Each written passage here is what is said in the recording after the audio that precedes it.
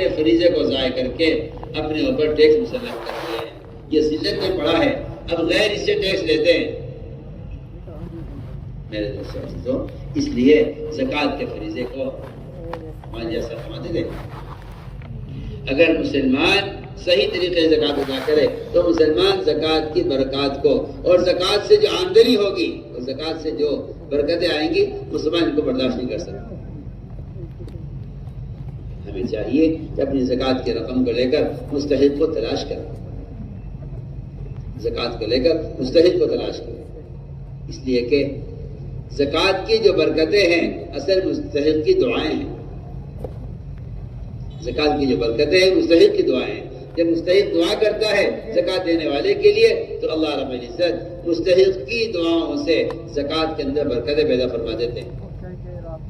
اور یہ تو اس میں کوئی شک نہیں ہے کہ آنے والے حوادثات اور آنے والی مصیبتیں جو لوگوں کے کاروبار پر آتی ہیں یا لوگوں کے جو ہے حساب پر مسائل آتے ہیں ان کو دفع کرنے کا کی سب سے بڑی طاقت اللہ نے صدقات میں رکھی. اس لیے کہ حدیث میں آتا ہے کہ صدقہ بلائے کو دور کر دیتا ہے. صدقہ بلائے کو دور کر دیتا ہے. ایک صحابی تھے، انہوں نے اپنے گھر کے اندر اپنے مسلح کی جگہ سے لے کر باہر کے گیٹ تک رسی باندھی ہوئی تھی کہ کوئی سائل آئے تو اس کو صدقہ اپنے ہاتھ سے ان کے ماشاءاللہ جوان بیٹے تھے. بیٹوں نے کہا کہ ابا جان آپ نے کیا راستے میں رسی باندھی ہوئی ہے، آپ کو اگر کوئی چیز پہنچانی تو ہم پہنچا دیں گے. فرمانے لگے کہ کیونکہ نابینا تھے، راستہ گھر کا بھٹک جاتے کہیں تو وہ رسی پکڑ کے دروازے پر جاتے تھے اور سائل کو اپنے ہاتھ سے سکھا کرتے. بیٹوں نے کہا یہ رسی ہٹائیے ہم پہنچا دیا کریں گے. صدقہ فرمایا کہ نہیں، میں نے اللہ کے رسول فرماتے ہوئے سنا ہے جو مسلمان کسی محتاج کو اپنے ہاتھ سے صدقہ دیتا ہے خود، آپ نے فرمایا کہ اللہ کی طرف سے آنے والی بلا اور مصیبت اس کے ذریعے ٹال دی جاتی ہے. فرمایا کہ مسکین کو اپنے ہاتھ سے دینا آنے والے حوادثات سے روک دیتا ہے. تو ہم نے عرض کیا کہ زکوٰۃ سے مال کم نہیں ہوتا، وہ تو سود سے مال ضائع ختم ہوتا ہے، اور زکوٰۃ سے تو مال اتنا بڑھ جاتا ہے کہ اللہ فرماتے ہیں کہ اللہ جس کے لیے چاہے جتنا چاہے بڑھا دے.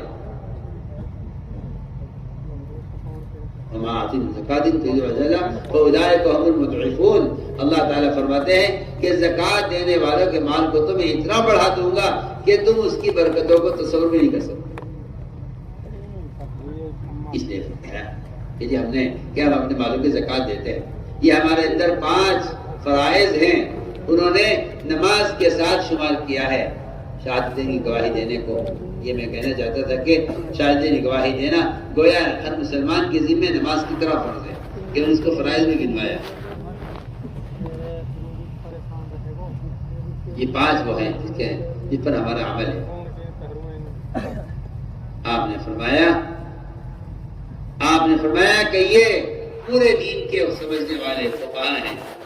فرمایا کہ یہ باادب لوگ ہیں، اور فرمایا کہ ان کے اندر ایسی صفاتیں کہ خریدتے کہ سب نبی ہو جاتے. خریدتے کہ سب نبی ہو جاتے. آپ صلی اللہ علیہ وسلم نے ان کے بارے میں یہ فرمایا. پھر آپ نے فرمایا کہ 5 باتیں اور یاد کرنا. آپ نے فرمایا دیکھو مال جمع نہ کرنا ضرورت سے زیادہ، مکان تعمیر نہ کرنے ضرورت سے زیادہ، اور اس دنیا میں رغبت نہ کرنا جس دنیا کو چھوڑ کر اللہ کی طرف جانا ہے، اور اس آخرت کی فکر کرنا جہاں ہمیشہ رہنا ہے. اور آپ نے یہ فرمایا کہ اس اللہ سے ڈرتے رہنا جس کے سامنے سب کو جمع ہونا. تو فرمایا 5 باتیں ہماری تم یاد کر لو. انہوں نے بھی اپنی 5 باتیں نہیں پیش کی اور یہ کہا کہ یا رسول اللہ ہمارے اندر زمانے جاہلیت سے کچھ باتیں ہمارے اندر ہیں، اگر آپ کہتے ہیں باقی رکھے چاہے تو ہم چھوڑ دیں. میں وہ کیا ہے انہوں نے اچھی بیان دیا. اس لیے کہ میں کہنا چاہتا ہوں کہ ایمان والے وہ ہوتے ہیں جن میں ایسی بات ہوتی ہے. انہوں نے کہا جی ہمارے اندر صبر ہے. صبر کسے کہتے ہیں؟ صبر کسے کہتے ہیں؟ آج کل لوگ یہ سمجھتے ہیں کہ صبر کا مطلب یہ ہے کہ کوئی آپ کو سزائے برداشت کرتے رہے، صبر نہیں۔ صبر کے 3 درجے ہیں، صبر کے 3 مرحلے ہیں، صبر کے 3 مرحلے ہیں۔ سب سے پہلا صبر کا درجہ یہ ہے کہ مسلمان اپنے نفس کو مجبور کرے اللہ کے فرائض کے ادا کرنے پر اور ہر کام میں، ہر ضرورت میں سنت کے مطابق عمل کرنے پر ہمیں اس کو مجبور کرنا۔ یہ صبر کا پہلا درجہ ہے، اپنے نفس کو مجبور کرے فرائض کے ادا کرنے پر، اپنے نفس کو مجبور کرے حرام سے بچنے پر۔ دوسرا درجہ صبر کا یہ ہے کہ مسلمان اپنے آپ کو مجبور کرے ہر ضرورت کو سنت کے مطابق پورا کرنے پر۔ اگر یہ 2 درجے مسلمان صبر کے پورے کر لیتا ہے تو پھر مسلمان آگے کسی رکاوٹ میں، جو میں صاحب سے بحث کرتا ہوں کہ اگر باطل آ جائے اس کے دین کے مقابلے میں تو پھر یہ صبر یہ باطل کے مقابلے پر جم سکے گا، اس کو صبر کہتے ہیں۔ لیکن یہ 2 مرحلے جو صبر کے ہیں، حرام سے بچنا، فرائض کو پورا کرنا، ادا کرنا، اور اپنے نفس کو سنت کے اتباع پر مجبور کرنا، اگر مسلمان ان 2 لائن سے صبر کر لے تو پھر تیسرا جو صبر کا مرحلہ ہے وہ یہ ہے کہ پھر آدمی اپنے دین پر جمع رہے گا استقامت کے ساتھ، لا کے چڑھا جائے اس کے دین سے، مگر یہ ہٹے گا نہیں دین سے، اس لیے کہ اس نے صبر کے 2 مرحلے پورے کر لیے ہیں۔ میں تو ساتھ بحث کرتا ہوں، جو بچہ پہلی کلاس میں ناکام ہو جائے کیا وہ دوسری کلاس میں جا سکتا ہے؟ اسی بات اس لیے ہم نے عرض کیا کہ یہ ہے ایمان کی کے اندر علامت ہے کہ یہ ہمارے اندر صبر ہے۔ آخر صبر ایسی صفت ہے، نبی کی نبوت کو صبر سے پہچانا گیا ہے۔ نبی کی نبوت کو کہ آپ نبی ہیں یا نہیں، اس کو پہچاننے کے لیے کفار آپ کو ستایا کرتے تھے، آپ کو نبی جاننے کے لیے کہ آپ نبی ہیں یا نہیں۔ آپ صلی اللہ علیہ وسلم ان کی اذیتوں پر اتنا صبر کرتے تھے اور انہیں اپنے دین کی طرف دعوت دیتے رہتے تھے، یہاں تک کہ وہ پہچان جاتے تھے کہ ہاں یہ نبی ہو سکتے ہیں، کیونکہ نبی کے اندر ایک صبر کی صفت ہے، نبی میں ایک صبر کی صفت ہے۔ فرمایا کہ ہاں یہ نبی ہو سکتے ہیں کہ ان کے اندر صبر کی صفت ہے۔ زید بن ثانیہ ایک یہودی عالم تھے، انہوں نے آپ صلی اللہ علیہ وسلم کو نبی جاننے کے لیے اور نبوت کو پہچاننے کے لیے اور اپنے اطمینان کے لیے آپ کو ستایا، آپ کو تکلیف پہنچائی، آپ نے صبر کیا اور آپ نے اس تکلیف کا بدلہ احسان سے دیا۔ یہ نہیں کہ بھائی ان کے جواب پتھر سے دیں گے، یہ مسلمان کا کام نہیں۔ مسلمان کو چاہیے کہ وہ ساری قوموں پر احسان کر کے بتلائے کہ میں مسلمان ہوں۔ اس لیے آپ صلی اللہ علیہ وسلم نے ساری اذیتیں برداشت کر کے ساری قوم کو یہ بتلایا کہ میں تمہارا خیر خواہ ہوں۔ اگر آپ صلی اللہ علیہ وسلم اپنے دشمن سے مقابلہ کرتے ہیں، تو بتائیے تو صحیح، آپ کو نبی کون پہچانتا؟ آپ کو تو نبی پہچانا اس لیے گیا ہے۔ ایک مثال سے میں کہتا ہوں کہ اسلام کا جو مزاج ہے وہ خوف پیدا کرنا یا کسی کو اسلام لانے پر مجبور کرنا، اسلام کا مزاج نہیں۔ اسلام کا مزاج یہ نہیں، اسلام کا مزاج یہ ہے کہ یہ اپنے دین کی دعوت کو ساری قوم پر اس طرح پیش کرتا ہے جس طرح کوئی میزبان مہمان کے لیے کھانا پیش کرتا ہے۔ آپ یہ پسند کریں گے، آپ یہ کھانا چاہیں گے، آپ صلی اللہ علیہ وسلم نے اسلام کو قوم پر کیسے پیش کیا ہے؟ جیسے کوئی میزبان مہمان کے سامنے کھانا پیش کرتا ہے۔ بتائیے کیا کوئی میزبان کہہ سکتا ہے تو آپ اسے کھائیے اور ہم آپ کو ماریں گے؟ آج یہ کھانا کھائیے اور ہم آپ کو ماریں گے، کوئی میزبان اس طرح کہہ سکتا ہے؟ مہمان سنیے میں کیا کہہ رہا ہوں، آپ بول کیجیے اس پر کہ حضور اکرم صلی اللہ علیہ وسلم نے اپنے دین کی دعوت ساری قوموں پر کیا، دشمنوں پر کس طرح پیش کیا۔ خوشامد کرنا، ایک ایک کے پیچھے پھرنا، ایک ایک کو دعوت دینا، کتنا صبر آپ نے اس پر کیا ہے۔ آپ کے صبر سے لوگوں نے آپ کی دعوت کو قبول کیا، آپ کے صبر کرنے سے امت نے آپ کو پہچانا ہے، آپ کے صبر کرنے سے امت بنی ہے۔ اس لیے اسلام زبردستی کا مذہب نہیں ہے۔ اسلام تو نہ لالچ سے اسلام کسی کو مسلمان کرتا ہے، نہ خوف سے کرتا ہے، بالکل اسلام کا مزاجی نہیں ہے۔ اور کہیں ثابت نہیں ہے کہ آپ سراسر میں کسی کو دھمکی دی ہو قتل کی، یہ تو اسلام لاؤ نہ قتل کر دیں گے، یہ کہیں ثابت آپ کیجیے۔ فرعون تو وہ فرعون ہے جس نے رب ہونے کا دعویٰ کیا۔ فرعون تو وہ فرعون ہے رب ہونے کا دعویٰ، باقی بادشاہوں نے حکومت کی ہے لیکن رب ہونے کا دعویٰ نہیں کیا۔ پھر رب ہونے کا دعویٰ کیا ہے اور اس کو دعوت دیں گے موسیٰ علیہ السلام کو بھیج کر کہا، فرمایا کہ اس سے نرم بات کرنا۔ آپ فرمایا حل لگائی اعلان جیسا کا پاک ہونا چاہتے ہو، کیا تم پاک ہونا چاہتے ہو؟ دیکھیں تم مذہب پہ ہو، یہ ناپاک مذہب ہے، تم پاک ہونا چاہتے ہو۔ کتنا نرم انداز ہے نبی کا، سب سے بڑے یعنی رب ہونے کا دعویٰ کرنے والے بادشاہ فرعون کے لیے کتنے نرم دعوت ہے۔ آپ ہونا چاہتے ہیں آپ بولتے ہیں۔ حضور اکرم صلی اللہ علیہ وسلم سفر میں تھے، دوپہر کو آرام کرنے کے لیے آپ لیٹے، ایک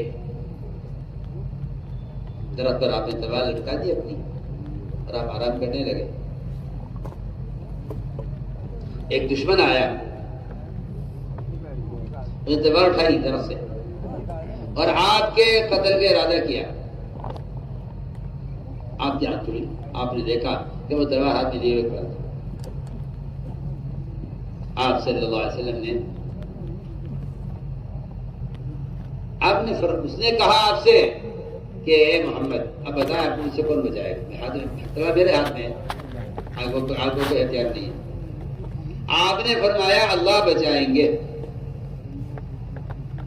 اور یہ بات صرف آپ کے لیے نہیں ہے، یہ بات قیامت تک ہر مسلمان کے لیے ہے کہ اگر مسلمان اللہ کے دین کی دعوت پر آ جائے، اگر مسلمان اللہ کے دین کی دعوت کو لے کر پھرے تو اللہ کا وعدہ قیامت تک ہر مسلمان سے ہے کہ اللہ تعالیٰ اس کی حفاظت کریں گے۔ پکی بات ہے، جو اللہ کے دین کا پیغام پہنچائیں گے لوگوں تک، اللہ تعالیٰ ان کے دلوں سے اپنا غیر کا خوف نکال دیں گے۔ قرآن کی آیت کا ترجمہ نے کیا ہے، الذين يبلغون رسالات الله ويخشونه ولا يخشون احدا الا الله، جو اللہ کے دین کا پیغام پہنچاتے ہیں لوگوں تک، اللہ ان کے دلوں سے اپنے غیر کا خوف نکال دیتے ہیں۔ اللہ کا وعدہ ہے۔ تو میں نے عرض کیا کہ اللہ نے وعدہ سب سے کیا ہوا ہے کہ جو ہمارے دین کا پیغام لوگوں تک پہنچائیں گے ہم ان کی حفاظت کریں گے۔ اللہ نے فرمایا نبی جی آپ پیغام پہنچائیے، ہم آپ کی حفاظت ہم کریں گے، واللہ یعصمک من الناس۔ تو جب اس نے کہا دشمن نے آپ کو مجھ سے کون بچائے گا؟ میں اللہ بچائیں گے، اس کا ہاتھ چل ہو گیا، ہاتھ سوکھ گیا، اس کا ہاتھ اینڈ گیا اور تلوار کے ہاتھ سے نیچے گر گئی۔ آپ نے تلوار اٹھائی، آپ نے پوچھا تم بتاؤ مجھے تم سے کون بچائے گا؟ تم بتاؤ تمہیں مجھ سے کون بچائے گا؟ دیکھو میں کہتا ہوں آپ سے، اللہ نے کہ یہ سوال اس کو قتل کرنے کا نہیں ہے، جی ہاں سنیے، اس کو ڈرانے کا بھی نہیں ہے۔ اس کو ڈرانے کے لیے فرمایا نہ قتل کرنے کے لیے فرمایا۔ آپ کا یہ فرمانا کہ تمہیں مجھ سے کون بچائے گا، اس کا مطلب یہ تھا کہ جس طرح میں نے تمہیں کہا ہے کہ اللہ بچائیں گے، تم بھی اللہ کو مان لو، اللہ بچائیں گے، اللہ آپ کو بچا دیں گے، اللہ آپ کو بچائیں گے دنیا بھی آخرت میں بھی، اگر آپ یہ پیغام قبول کر لو، اگر آپ ہماری بات قبول کر لو تو اللہ تعالیٰ آپ کو ہمیشہ کی نرک سے بچا لے گا اور ہمیں اس سور میں داخل کر لے گا۔ اس لیے کہ اس میں تو کوئی شک نہیں ہے کہ کرنے والی ذات اللہ ایک تنہا ہے۔ اگر اس کے وجود پر اور اس کے نبی کی رسالت پر انسان اس کا اقرار کر لے تو ہمیشہ کی نرک سے بچ جائے گا، اور اگر اس کا اقرار کر لے تو ہمیں ہمیشہ کی سور میں داخل ہو جائے گا۔ آپ نے فرمایا کہ اب بتاؤ تمہیں کون بچائے گا، اس کا مطلب میں نہیں سمجھتا کہ محمد صلی اللہ علیہ وسلم اس مقام پر ہوتے ہوئے ایک آدمی کو قتل کی دھمکی دیں۔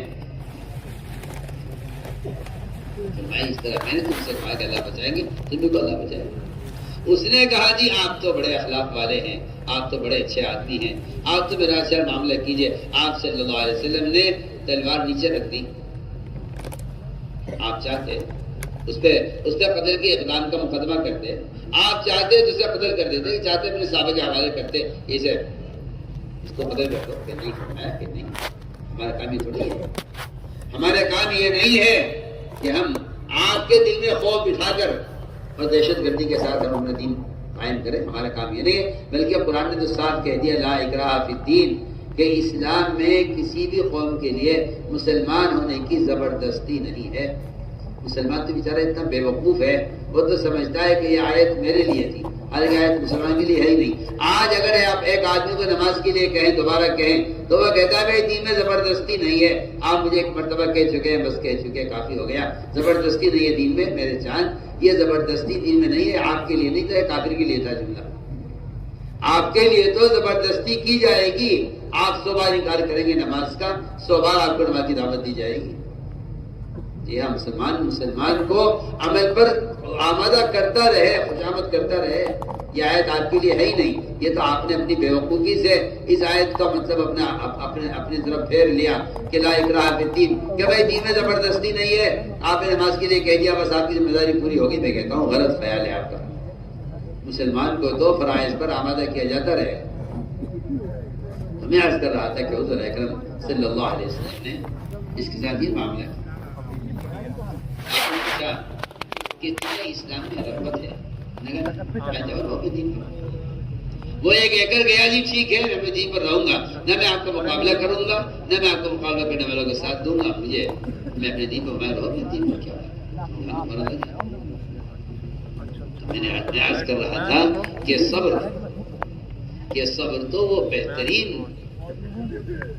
اللہ اکبر، بہترین طاقت اور راستہ ہے جس کے ذریعے سے اسلام کا تعارف ہوتا ہے آپ صلی اللہ علیہ وسلم۔ اس لیے ایک اصول بات یہ ہے کہ داعی کا صبر کرنا مدعو کی ہدایت کا سبب بنتا ہے، داعی کا صبر کرنا مدعو کی ہدایت کا سبب بنتا ہے۔ یہ ہے اصل بات، یہ ہے کہ داعی اگر صبر کر لے تو اللہ تعالیٰ اس کے صبر کو مدعو کی، اس لیے کہ صبر کرنے سے اس کی بات کے اندر قوت پیدا ہو جاتی ہے، اس کی بات میں قوت پیدا ہوتی ہے صبر کرنے سے۔ تو میں نے عرض کیا کہ یہ ہے اصل بات کہ ہمیں ایمان کی علامتوں کے ساتھ، اور یہ بات پکی بات ہے کہ ایمان کی تکمیل اور ایمان کی قوت اپنے دین میں استقامت جو حاصل ہوتی ہے وہ اپنے دین کی دعوت سے حاصل ہوتی ہے۔ سب سے بنیادی بات یہ ہے کہ مسلمان کے دین کی دعوت پر آئے، اس لیے کہ قرآن نے صاف کہہ دیا ہے کہ اس شخص سے اچھا دین اور پختہ مذہب کسی کا ہو نہیں سکتا جو دعوت عبادت کو جمع کر دے۔ قرآن نے صاف کہا ہے وَمَنْ أَحْسَنُ قَوْلًا مِمَّنْ دَعَا إِلَى اللَّهِ، اس سے زیادہ اچھا دین ہو کس کر سکتا ہے جو دوسروں کو دعوت دیتے ہوئے عمل کرے۔ آپ غور کر لیجئے، دور صحابہ میں صحابہ کرام دین کی دعوت کو لے کر حرکت میں رہتے تھے۔ آج تو آپ دیکھیں گے کہ ایک مسلمان معمولی دنیا کے لیے یا معمولی سا کوئی خوف پیدا ہو جائے یا کوئی معمولی دھمکی دے دے جب دین چھوڑ دیتا ہے۔ جب صحابہ کرام دین کی دعوت کے لیے پھرا کرتے تھے، اللہ تعالیٰ نے ان کے قدموں کو دین پر جمایا تھا، ان کے دین کی مدد کرنے کی وجہ سے۔ یہ قرآن کی آیت کا مطلب ہے ان تنصروا اللہ ینصرکم ویثبت اقدامکم، کہ اگر تم اللہ کے دین کے مددگار ہو تو اللہ تمہاری مدد کریں گے، تمہارے قدموں کو دین پر جما دیں گے۔ آپ غور کیجیے، ایک صحابی تھے عبداللہ بن حذافہ رضی اللہ تعالیٰ، ایک صحابی تھے عبداللہ بن حذافہ رضی اللہ تعالیٰ عنہ، اپنی جماعت کے ساتھ کام کرے ضرور، روم کے بادشاہ ان کو قید کیا، وہ نصرانی تھا، ان کو نصرانی ہونے کی دعوت دی کہ آپ نصرانی ہو جائے۔ انہوں نے کہا نہیں، میں تو یہ مدرسہ جانے کا، میں تو، کیونکہ جو آدمی اپنے دین کی دعوت دیتا ہے، اب میں آپ سے پوچھتا ہوں نا، ایک آدمی تاجر ہے، ایک آدمی تاجر ہے، بڑا بزنس مین ہے اور اس کی ملکوں میں تجارت پھیلی ہوئی ہے، اگر آپ اس سے یہ کہیں کہ آج آپ تجارت چھوڑ دیں اور آپ زمینداری شروع کر دیں تو کیا خیال ہے آپ کا؟ وہ ایسا کر لے گا؟ بولو میں کیا ہے؟ میں تو زمیندارہ جانتا بھی نہیں ہوں، اور میں کیسے زمیندارہ کروں؟ میں تو تجارت کرتا ہوں۔ میں کہتا ہوں کہ دنیا کا معمولی کام اگر آدمی اس کو اپنا کام بنا لے تو وہ اس کو چھوڑتا نہیں ہے کسی قیمت پر۔ تو پھر جو آدمی دین کی دعوت کو اپنا معمول بنا لے، کیا وہ دین چھوڑ دے گا؟ یہ اذان دیتے ہیں مؤذن مسجدوں میں، کیا یہ نماز چھوڑ دے گا مؤذن؟ مؤذن کا مجلس ہوگا ہی، کیونکہ وہ اذان کے ذریعے لوگوں کو نماز کی دعوت دے رہا ہے، نماز کیسے چھوڑ دے گا؟ آپ کو آسان مثال دے رہا ہوں۔ وہ تو جو مسلمان دین کی دعوت چھوڑ دیتے ہیں وہ دین چھوڑ دیتے ہیں، اللہ ان کی مدد بھی نہیں کرتے، کیونکہ جو اس کے دین کے مددگار نہیں ہے اللہ ان کی مددگار نہیں ہے۔ اس لیے بات قسم 100 بار اللہ کی قسم کھا کر کہا جا سکتا ہے کہ دین کی دعوت کے بغیر کوئی مسلمان اپنے دین پر ثابت قدم نہیں رہ سکتا۔ وہ اس کے اپنے مسلمان ہونے کا تصور ہے، خیال ہے، وہ خیالی مسلمان ہے، وہ خیالی مسلمان ہے، وہ خیالی مسلمان۔ ورنہ یہ نہیں ہو سکتا کہ ایک مسلمان اپنے دین کی دعوت پر قائم ہو پھر وہ کسی کا دین قبول کر دے۔ میں ایک مثال دے آپ کو، آسان مثال دے کر پوچھتا ہوں۔ آپ کے گھر میں ولیمہ ہے بچے کا، آپ کے گھر میں آپ کے بیٹے کا ولیمہ ہے اور آپ نے سارے محلے والوں کو اپنے دعوت دے رکھی ہے، جی میرے یہاں کھانے کے لیے آؤں۔ آپ مجھے بتائیے اگر آج کوئی بڑے سے بڑا آدمی آپ کو کہے جی آپ میرے گھر آ جاؤ، میرے یہاں کی دعوت ہے، آپ بتائیے آپ جا سکتے ہیں؟ بولو بھائی، آپ کہیں گے جی میں تو نہیں آ سکتا، میں نے تو اپنے گھر میں لوگوں کو بلایا ہوا ہے۔ آپ غور تو کیجیے، ایک کھانے کی دعوت پر آپ لوگوں کو بلا لیں تو آپ اس دن کسی اور کی دعوت قبول نہیں کر سکتے۔ جو آدمی اللہ کی طرف بلا رہا ہے اللہ کے بندوں کو، کیا وہ باطل کی دعوت قبول کر لیں؟ آسان بات، میں کتنی آسان بات عرض کر رہا ہوں۔ جو آدمی اپنے دین کی دعوت پر دوسروں کو بلا رہا ہے وہ کیسے کسی کی دعوت کو قبول کر لے گا؟ آپ محلے میں اپنے گھر میں کسی کو بلا لیں، آج میں کہتا ہوں سب کو چھوڑیے، ایک آدمی کو بلا لیجیے، آپ کسی سے آپ کا وقت طے کر لیں آپ کہ بھائی عبدالرحمان آپ میرے گھر آئیں گے، آپ میں آپ سے کھانا کھاؤں گا، جی ٹھیک ہے۔ کوئی آ جائے آپ کے پاس کہ جی آپ ہمارے گھر چلیے گا، میں تو نہیں آ سکتا جی، میں نے تو ایک صاحب کو وقت دیا ہوا ہے، میں تو میرے گھر مہمان آ رہا ہے، میں نہیں آ سکتا۔ وہ لاکھ کوشش کر لے آپ کو لے جانے کی، آپ کہیں گے نہیں جی میں اس کو کیا جواب دوں گا؟ سوچیے نا میں کتنی آسان بات بتا رہا ہوں۔ تو جو آدمی مسلسل روزانہ اللہ کے بندوں کو اللہ کی طرف بلائے گا، کیا وہ اللہ کے دشمنوں کی دعوت قبول کر سکتا ہے؟ ایسے عبداللہ بن حذافہ رضی اللہ عنہ بادشاہ نے قید کیا اور قید کر کے بادشاہ نے ان کو اپنی طرف دعوت دی۔ اس نے کہا میں آپ کو آدھا ملک دیتا ہوں۔ آدھا ملک کا مطلب یہ ہوا آدھا مال، آدھی فوج، آدھی زمین آپ لے لیجیے، لیکن آپ میری بات پر توجہ دیں۔ آج مسلمان کتنی معمولی چیزوں کے لیے اسلام کو معمولی چیز کے تو باطل مسلمان پر مال پیش کرے گا۔ مسلمان کو اسلام سے ہٹانے کے لیے میں کہتا ہوں انبیاء کو مال پیش کیا قوموں نے۔ کون سا نبی ہے ایسا جس پر کافر نے مال پیش نہ کیا؟ آپ یہ دعوت کے کام چھوڑ دیں، ہم آپ کو اپنا بادشاہ بنا لیں گے، آپ کو مالدار بنا دیں گے، آپ کی اتنی شادیاں کر دیں گے۔ کہ مسٹیج بھیجا نہیں گیا، میں تو تمہیں نکال کر جہنم سے جنت لانے کے لیے بھیجا گیا ہوں۔ وہ مال پیش کر کے کہتے ہیں کام چھوڑ دیا۔ سلیمان علیہ السلام کو بلقیس نے مال بھیجا تھا یہ دیکھنے کے لیے کہ نبی ہے یا بادشاہ ہے۔ اگر نبی ہے تو مال ضبط کر دیں گے، مال قبول نہیں کریں گے، اگر بادشاہ ہے تو قبول کر لیں گے۔ اللہ تعالیٰ نے علیہ السلام کو وحی سے بتا دیا کہ تمہارے لیے ہدیہ آ رہا ہے، تمہاری آزمائش کے لیے۔ علیہ السلام نے اس ہدیے کے آنے سے پہلے جس میں سونے کی اینٹ آ رہی تھی ہدیے میں، پورا میدان انہوں نے سونے کا بنایا، پورا میدان سونے کا بنایا، اور اس سونے کے میدان کو بنا کر اس پر گائے بھینس بکریاں چھوڑ دی کہ ہمارے یہاں سونے کی وہ حیثیت ہے جو آپ کے یہاں مٹی کی حیثیت ہے۔ پورا میدان سونے کا، بہترین سونا، پورا میدان سونے کا، اصلی سونے کا بنا کر اس پر مویشی چھوڑ دیے، اس پر بیل گائے بھینس جو ہے گوبر کر رہے اور پیشاب بہ رہا ہے۔ آؤ دیکھو ہمارے ہاں ہمارا سونے کی حیثیت یہ ہے۔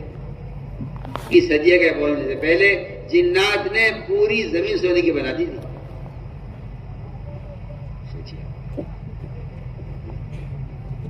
متاثر ہوئے اور بیوقوف ایسا بنایا، ذلیل اتنا کیا ان کو، علیہ السلام نے ان کو اتنا ذلیل کیا کہ جس راستے سے ان کو آنا تھا اس راستے سے ان کی لائی ہوئی اینٹ کے برابر سونے کی جگہ خالی چھوڑ دی۔ اس لیے تو نہیں کہ ہمیں یہاں سونا لگائیں گے، مقصد یہ تھا کہ یہاں سے گزریں گے اور ان کے ہاتھ میں سونا ہوگا اسی جگہ کے برابر، تو یہ سوچے پڑ جائیں گے کہ اگر بادشاہ سے ملاقات ہونے سے پہلے ہماری تلاشی ہونے لگی اور یہ سونے کی اینٹ جو ہم ہدیے میں لائے ہیں اگر یہ یہاں ہمارے سامان میں نکل آئی تو ہم پر الزام لگے گا چوری کا کہ انہوں نے اینٹ یہاں سے اٹھائی۔ بتائیے آپ کتنا ذلیل کیا اللہ۔ پورا سونا، فرش سونے کا بنایا اور اتنی بڑی جگہ خالی چھوڑ دی، وہاں سے ان کو گزارا، ادھر سے آگے گزرتے ہوئے تو دیکھا تو وہاں تو اتنی جگہ خالی پڑی ہوئی تھی، جتنی بڑی اینٹ لائے تھے انہیں یہ خیال نہیں آیا کہ یہاں لگا دیں گے، یہ انہیں خیال یہ آیا جن کا سارا فرش سونے کا، میدان سونے کا بنا ہوا ہے، انہیں ہماری اینٹ کی کیا ضرورت ہے؟ مگر اس خیال سے وہ اینٹ وہاں پھینک دی کہ اگر تلاشی ہو گئی بادشاہ کے پاس جانے سے پہلے تو یہ اینٹ نکلے گی سونے کی جسے ہدیہ بنا کے لا رہے تھے بادشاہ صبح السلام کو متاثر کرنے کے لیے۔ اللہ اکبر۔ فرمایا کہ اللہ نے ہمیں دیا ہوا ہے، اپنی ذات سے لینے کا ہمیں راستہ دیا ہوا ہے، تو ہمیں اللہ نے تم سے بہتر دیا ہوا ہے، اپنے ہدیے سے آپ بھی خوش ہوئیے، ہمیں اس کی ضرورت نہیں ہے۔ اس طرح انبیاء علیہ السلام مال کو رد کر دیا کرتے تھے، یہ بتلانے کے لیے کہ ہمیں مال نہیں چاہیے، ہمیں تو تمہاری ذات مطلوب ہے۔ اسی لیے انبیاء علیہ السلام تکلیف پہنچانے والوں میں بھی صبر کرتے تھے اور مال لانے والوں کے مال کو رد کرتے تھے تاکہ یہ سمجھے کہ ہم ان سے کیا چاہتے ہیں۔ میرے بزرگوں دوستوں عزیزوں، اصل بات یہ ہے کہ اسلام کے پھیلنے کا جو بنیادی سبب ہے وہ مسلمان کے اسلام کو لے کر پھرنا ہے۔